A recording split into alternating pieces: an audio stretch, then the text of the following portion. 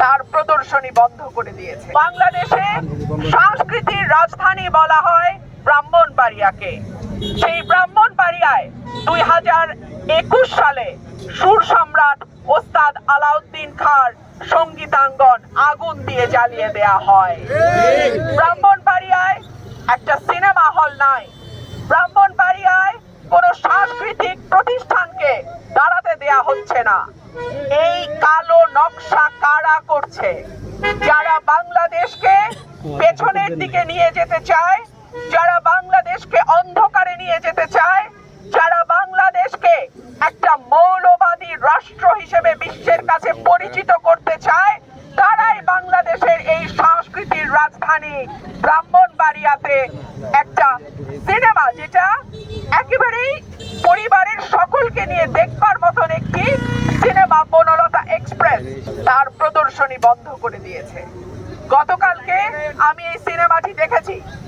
এই সিনেমাটি চমৎকার একটা সিনেমা, যেটা পরিবারের শিশু, কিশোর, বৃদ্ধ সকলেই একসঙ্গে বসে দেখতে পারে। সেই সিনেমাটি কেন বন্ধ করে দেয়া হলো? আমি যদি প্রশ্ন করি, যেই রাষ্ট্র 6 বছরের শিশুকে ধর্ষণ আর বলাৎকার থেকে রক্ষা করতে পারে না, যেই রাষ্ট্র 70 বছরের বৃদ্ধাকে ধর্ষণের হাত থেকে রক্ষা করতে পারে না, যেই রাষ্ট্রে প্রতিদিন 2 জনের উপরে মানুষ খুন হয়, যেই রাষ্ট্রে দুর্নীতি, দুঃশাসন, টাকা পাচার, ব্যাংক লুট, ঘুষ, কোন রকম কোন অন্যায় বন্ধ করতে পারে নাই, সেই রাষ্ট্র কেন সিনেমা বন্ধের মদত দেয়?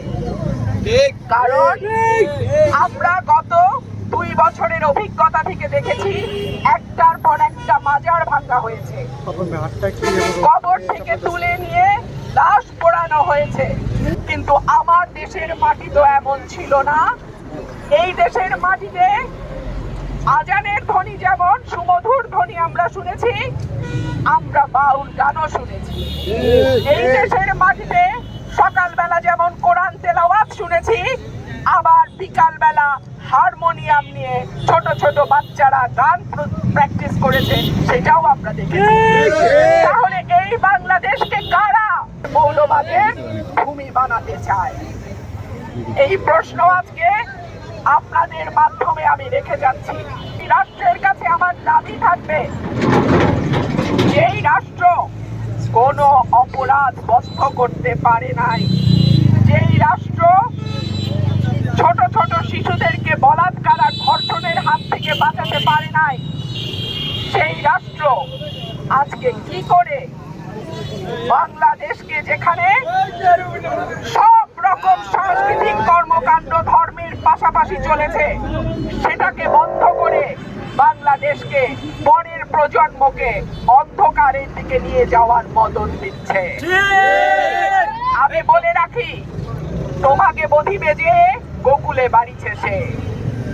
যাদেরকে আপনারা আজকে আশ্রয় প্রশ্রয় দিচ্ছেন, আপনাদের মদতে যারা আজকে গান বাজনা সাংস্কৃতিক কর্মকাণ্ড সব কিছুর উপরে শক্তভাবে প্রতিরোধ করে তোলার সাহস পাচ্ছে, একদিন তাদের হাতেই কিন্তু আপনারা পরাজিত হবেন।